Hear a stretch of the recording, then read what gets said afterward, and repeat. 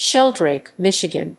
Shelldrake is a ghost town in Whitefish Township, Chippewa County, Michigan, United States, about 8 miles 13 km south of Whitefish Point, Michigan, at the mouth of the Shelldrake River, also known as the Betsy River on Whitefish Bay.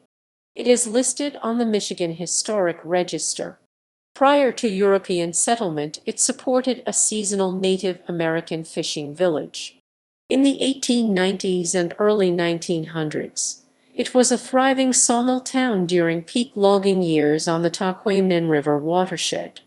By the 1920s, repeated fires and the decline of lumbering led to its demise. Today it is a privately owned ghost town with only a few weathered original buildings. Early days. According to Jesuit scholar Father Gagnier, Shelldrake derived its name from the Ojibwa word Anzago-Ziabai. Though some cite Shelldrake to mean a species of duck called the crossbill, the Ojibwa word Anzig means either a sheldrake or a sawbill duck, also known as a merganser. Shelldrake was first a Native American fishing village. Today a road closely follows the trail that ran from Shelldrake to Vermilion Point. Native Americans are believed to have used this trail to reach mines of red ochre, also known as vermilion, which they used for paint pigment. Lumbering days. Cornelius Con Culhane, who attained Paul Bunyan-like status in local lumbering legend, contracted to haul timber by railroad from logging camps to Shelldrake throughout its sawmill years.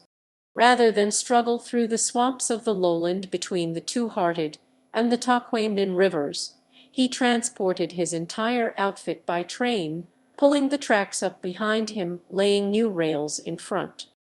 1914 University of Michigan scientific expedition to the Whitefish Point Peninsula traveled to Shelldrake by the lumbering company's tug.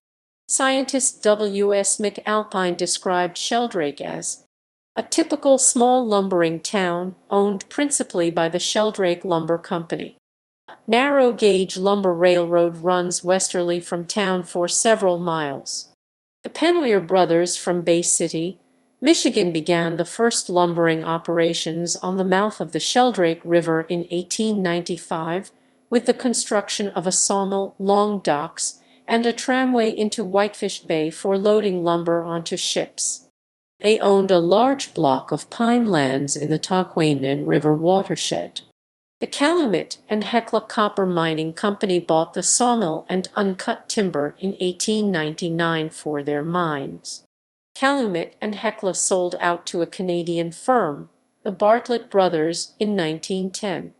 Lumber milling continued at Shelldrake until 1925, when a fire burned down the sawmill plant for the second time. Settlement.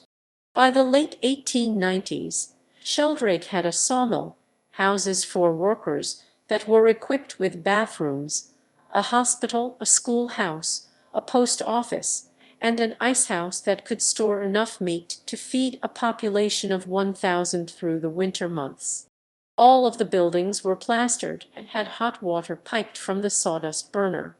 There was a stagecoach between Eckerman, Michigan, and Shelldrake daily in the summer and 3 times a week during the winter. At one time there was also a passenger ship sailing between Shelldrake and Sault Ste. Marie, Michigan. Today, Shelldrake was listed on Michigan's Historic Register in 1979, with the period of historical significance designated as 1600–1825. However, Shelldrake did not become settled as a lumber town until the late 1890s. The state marker text reads, Shelldrake legend has it that Louis Cass, governor of the Territory of Michigan, and his party of nearly 100 camped here in their search for the source of the Mississippi River in 1820. This area, once a bustling lumbering community, was first settled in the mid-19th century. Shelldrake is now a sleepy resort and hunting place. Few of the weather-beaten buildings that once faced the long boardwalk remain. This settlement is a reminder of the area's lumbering era. Although Shelldrake was sold to private owners during the 1930s, it never developed into a resort